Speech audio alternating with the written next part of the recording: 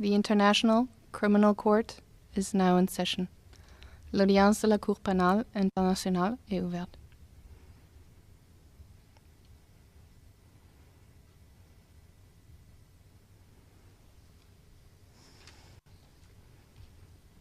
Please be seated. Veuillez vous asseoir.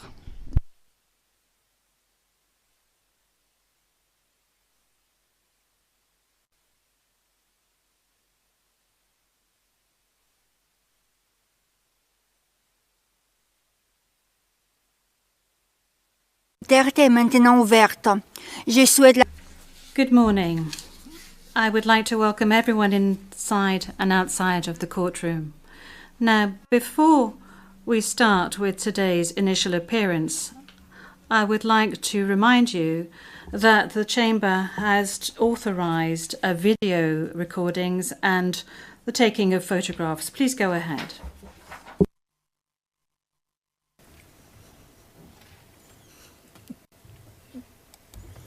Je vous remercie, vous avez une... Thank you. You have 1 minute to take photographs and record videos.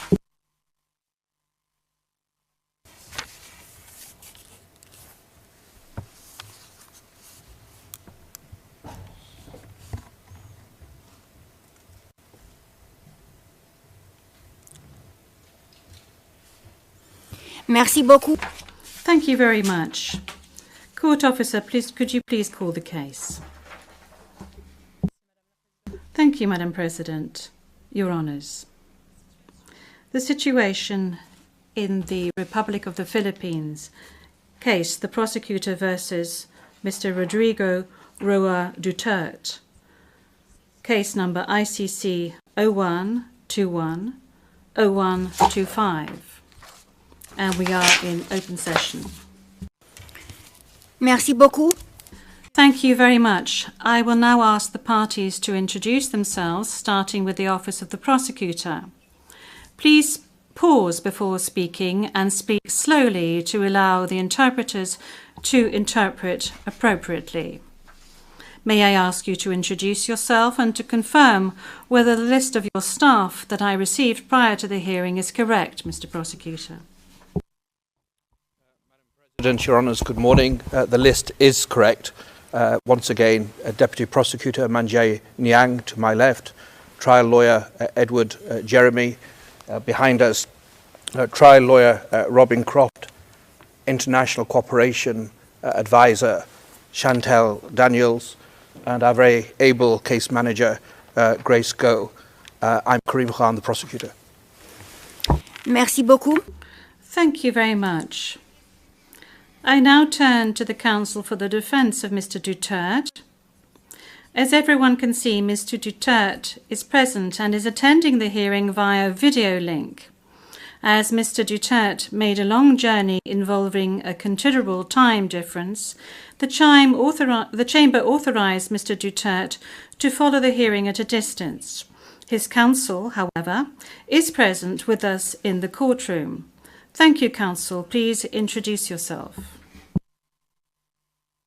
Good afternoon, Your Honours. I am Salvador C. Medialdea, counsel for Rodrigo Roa Duterte.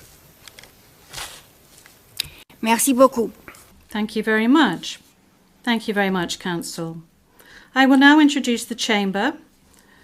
By my side, we have the Judge Reine Adelaide Sophie Alapine Gansu, the Vice President of the Court, and Judge Maria del Socorres Flores Liera. I am the presiding judge of the pretrial Chamber 1 of the Court, and my name is Julia Antonella Motok. Now, I would like to speak to you, Mr. Duterte. I'm speaking French, but you are receiving interpretation of what I'm saying in English. I understand that you are at ease in the English language and that the interview yesterday at the detention centre was conducted in English and that you did not deem it necessary to request interpretation into any other language during this interview. This said, I would like firstly to confirm your identity. Could you provide us with your full names, please? I am Rodrigo Roa Duterte. That's my... J'entends pas. First middle name is Roa. His surname is Duterte.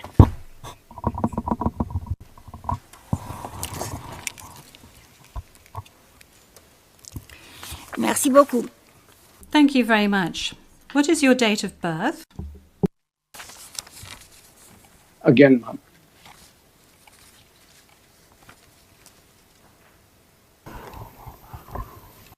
Can we request that the question be repeated? I don't think he heard it. Thank you. Repetition from the English booth. What is your date of birth? Yes, thank you very much, Counsel. I was asking quite simply of Mr Duterte what his full names were, and then I subsequently asked him what his date of birth was and what his place of birth is. Is that all right, Counsel? Yep. Of course, again. My birth month day is March 28, 1945. I was born in the province of Leyte in the Philippines.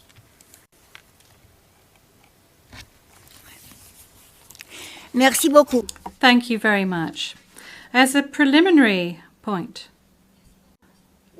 Very well. Thank you, Mr Duterte.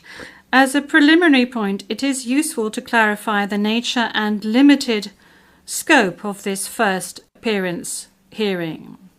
Today's hearing is neither the start of the trial, nor is it a confirmation of charges hearing. During today's hearing, no evidence will be collected or presented, and the issues of Mr Duterte's guilt or innocence will therefore not be addressed.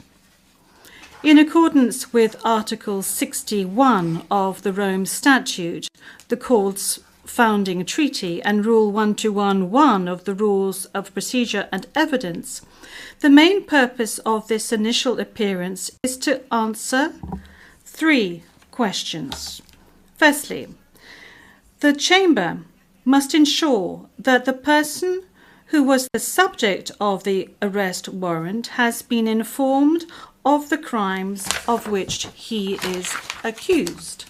Second, the Chamber must ensure that this person has been informed of his rights as recognised by the Rome Statute. Third, the Chamber must set a date on which it intends to hold a confirmation of charges hearing. The Chamber notes that your counsel, Mr Duterte, filed 2 motions, one in relation with today's hearing. And you may be aware that these 2 motions have not been accepted by the Chamber because of the nature of today's hearing.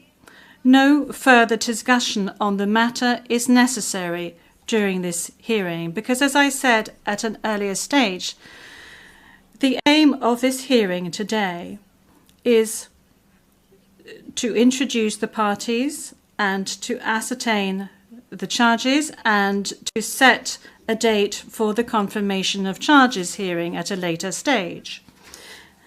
With regard to the first point, I recall that Mr Duterte has received a copy of the warrant for his arrest and that a redacted version of the prosecutor's application for the issuance of the warrant of arrest is public. I will now ask the court officer to read the charges against him. The charges will be read in English. Please, over to you, Madam Courtroom Officer. Thank you, Madam President. Your honours. On 7 March 2025, Pre-Trial Chamber 1 concluded that there were reasonable grounds to believe that Mr Duterte is criminally responsible pursuant to Article 25(3)(a) of the Rome Statute as an alleged indirect co-perpetrator for the crime against humanity of murder pursuant to Article 7(1)(a) of the statute as follows. A.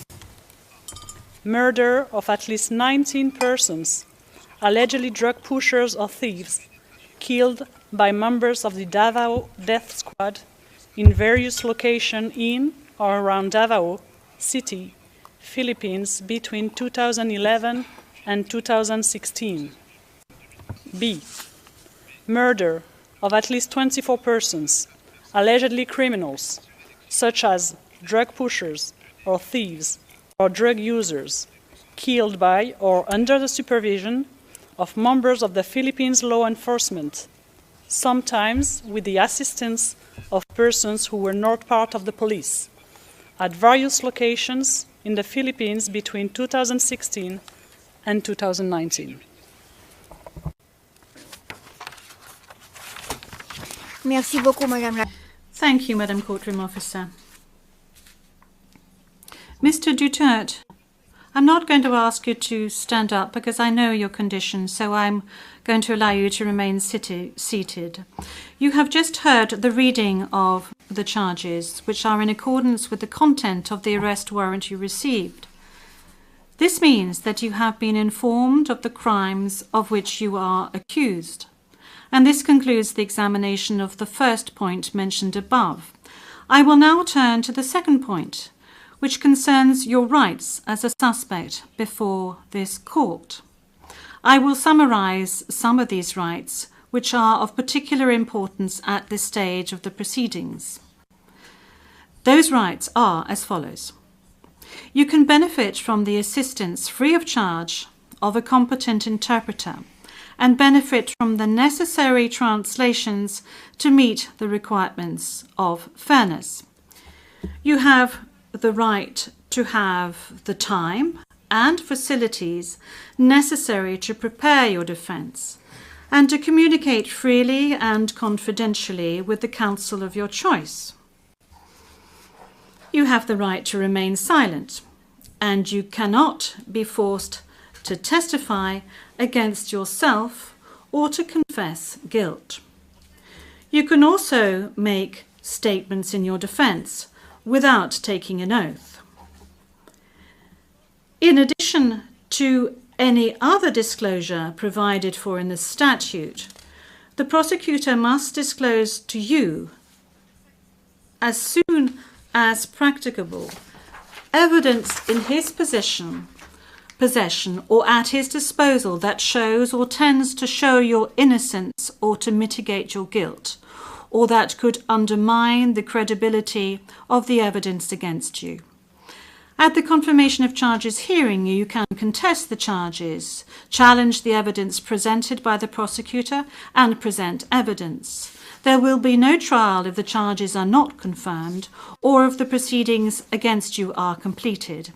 You have the possibility to make an application for interim release pending trial. And finally, Mr. Duterte, you have the right to be informed as soon as possible and in detail of the nature, cause, and content of the charges in the language that you fully understand and speak. Counsel, have you understood? Yes, we're listening, Ma'am. We're listening, and before it ends, may we be allowed to present a manifestation on the circumstances behind the delivery of Mr. Duterte in this chamber.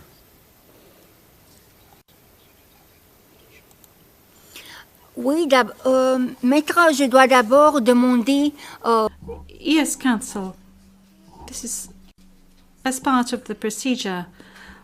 And as we've said since the very outset, I need to ask Mr. Duterte himself to make observations as to the condition of his surrender to the court and the conditions of his detention at the detention facility of the court since his arrival. If he can please tell us these details. Thank you. Can I... Oui, Maître. Oui. The presiding judge. Yes, counsel. Please. 2 days ago, the whole world has witnessed the degrading fashion in which a former president of a sovereign country was bundled into a private aircraft and summarily transported to The Hague. To us lawyers, this would be called an extrajudicial rendition. To the less legally inclined, it was a pure and simple kidnapping. My client was denied all access to the legal recourse in the country of his citizenship, and this all in the nature of political score settling. Two troubled entities struck an unlikely alliance, an incumbent president who wished to neutralize and choke the legacy of my client and his daughter on the other hand, and a troubled legal institution subject to delegitimization and desperate for a price cuts and a legal show today on the other hand. With this in mind, it is not surprising that my client was abducted from his country. ICC private jets do not drop out of the thin air. That jet which received my client was coordinated in advance. The UAE is not a state party to the ICC and has no obligation to cooperate with the court. Yet my client sat in transit in that country for more than 5 hours. I invite the registry's representative to present today in court to explain to the judges exactly how they believe this transfer was anything other than a gross abuse of process. Given the precipitous arrival of my client, an elderly man with debilitating medical issues, hard of hearing and poor of sight, he was taken to a hospital for observation. Only this morning have I met him for the first time with less than an hour to discuss legal issues. I have not been able to present him with a hard copy of the arrest warrant because we were not supplied with such. I have not even been able to explain to him what the prosecution requested when seeking the issuance of the arrest warrant. This is because the chamber only established a redacted version of the prosecution request last night. Other than to identify himself, my client is not able to contribute anything to this hearing. Most importantly, he is not able even to tell you that he has been informed of the charges as contained in the arrest warrant for a reason more pertinent to which I alluded in my written request to this honorable pretrial chamber this morning, and which is confidential in nature. Accordingly, I repeat my respectful request, which was rejected this morning, to postpone the substantive aspect of this hearing to the next week, when I will have the opportunity to sit with my client and to explain to him what a confirmation hearing is and what the disclosure is, and how the prosecution alleges that he committed crimes. I thank the court for its attention and regret to say that I do not have instructions to continue my submission any further today. Thank you.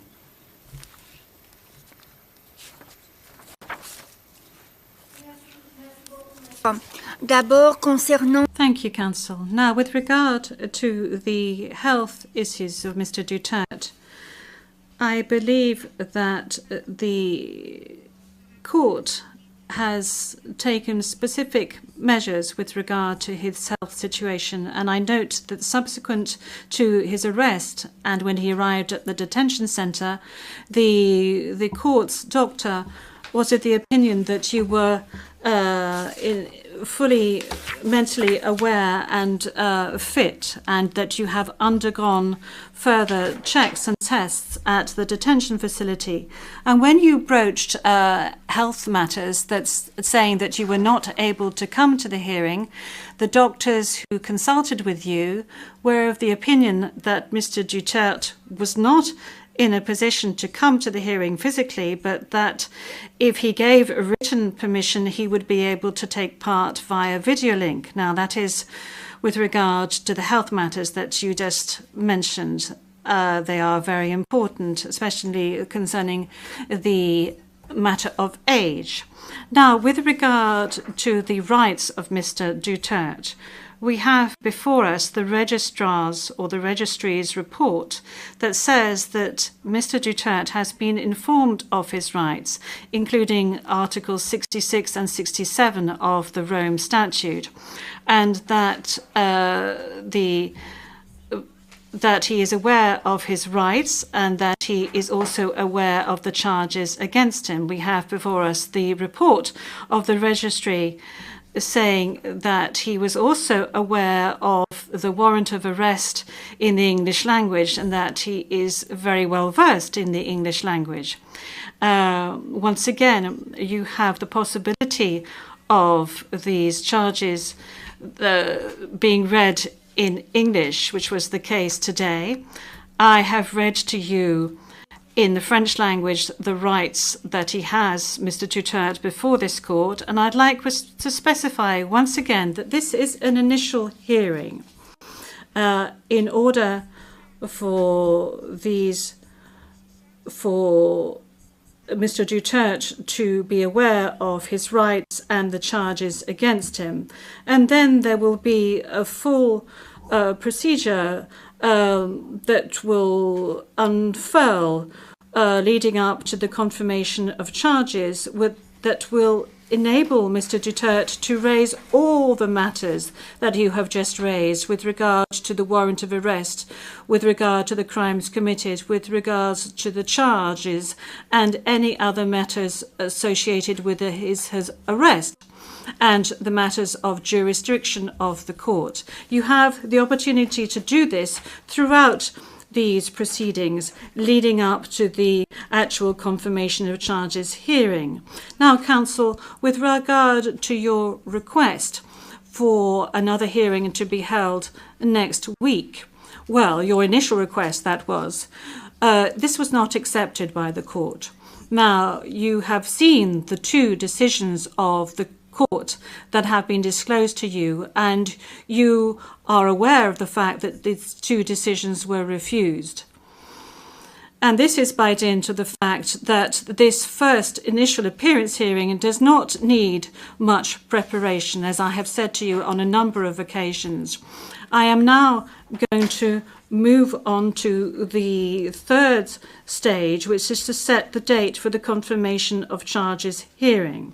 After assessing all factors, including the need for the parties and participants to adequately prepare, as well as Mr. Duterte's rights, including his right to be tried within a reasonable time, the date for the commencement of the confirmation of charges hearing is September the 23rd, 2025.